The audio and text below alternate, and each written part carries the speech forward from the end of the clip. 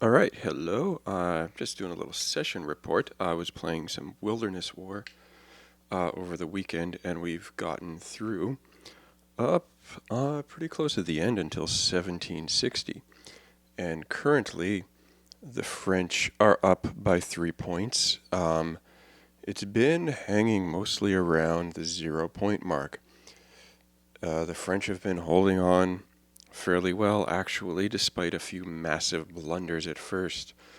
It's only my second time playing this, and got a bit, I guess, an idiotic error of when I was playing. I'm playing the French of leaving some troops out, uh, not being able to get them back to safety with stacking limits for the winter attrition. I actually forgot that the when stacking for winter inside a place, if you're stacking with drilled troops, as well as auxiliaries. The auxiliaries count towards the stacking limit, and a lot of the army got hit pretty bad.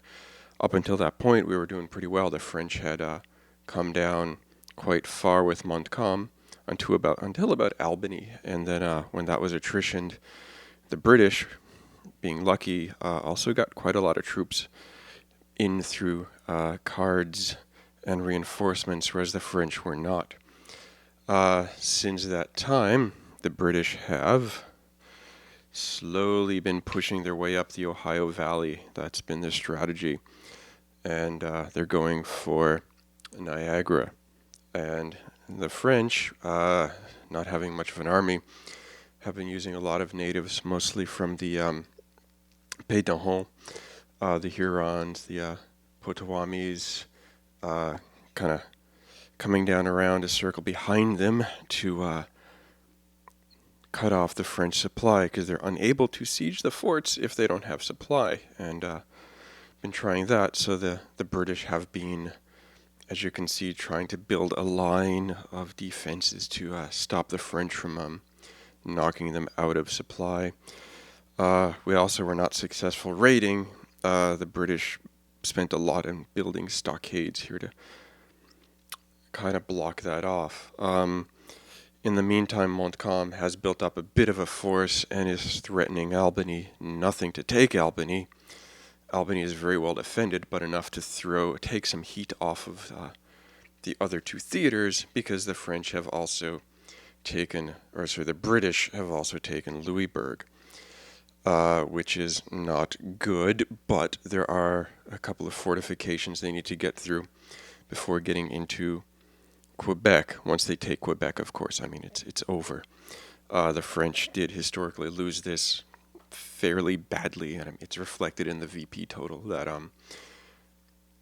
if you have like 1 point at the end of 1862 as the French, you do win. So yeah, and the British have their militias on the board, and their parliament. One thing that did go well for the French was to knock the assembly down a level, and the British had to eliminate a bunch of northern troops, which did help a bit. And going forward, I have no idea what the British is planning. Find out, I guess, after we both finish work today. As the French, I'm going to probably have to pull Montcalm off or keep him there to put some pressure on. We've been doing a lot of like Fabian tactics with that to hit and run where they're pretty weak. So where this stockade is right here, there was a force. We were going to go for that and try to push around. Because one thing that we were able to do as the French was knock out the British native allies. We'd eliminated Johnson, who was the only British leader who can command the Mohawk, and we also took the Mohawk out. And the British were unable to get the Cherokee in as well. So even though it's been an attrition on the French side, we have been able to hold them off by fighting them in mountains and wilderness, wiping out a couple of armies, actually, from sneaking around and fighting them where they cannot retreat, because drilled troops can't retreat in mountains or wilderness. So you do need auxiliaries with this. It's a quite fun game. I don't know. I would recommend it. It is a fairly easy-ish rule set, not a long rule book, like 16 pages. The problem is units having a lot of different types of units, especially as the British.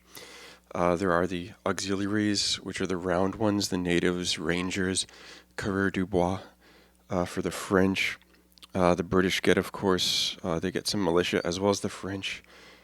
They get U.S. troops or American troops, Virginians and Massachusetts, as well as British drilled regulars and light infantry.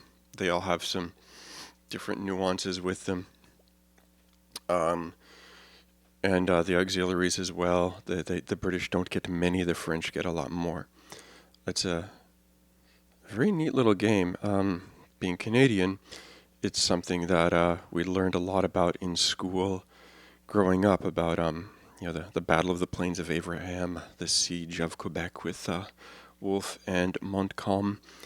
It's I guess in the States people learn more about the Revolutionary War in Canada. We go more for the French Indian War. It was pretty instrumental in our history. But yeah, anyway, things are looking fairly stalemate-ish. This up here with Louisbourg is a concern. Just seeing how long, if we can hold off the British before they take Quebec for a couple of turns, and then we can win it. That's pretty much it. I think we've got enough here with our native allies to at least wreak havoc somewhat on the British over here to hold them off from Fort Niagara. And if Montcalm and Lévis can hold it, we can at least be as much of a nuisance here. Of course, if the British do break through and get into Quebec, I will have to pull Montcalm and his forces back there, which is what happened in the actual history. So there we go. And that is Wilderness War. It's a great one. And thank you. Take care.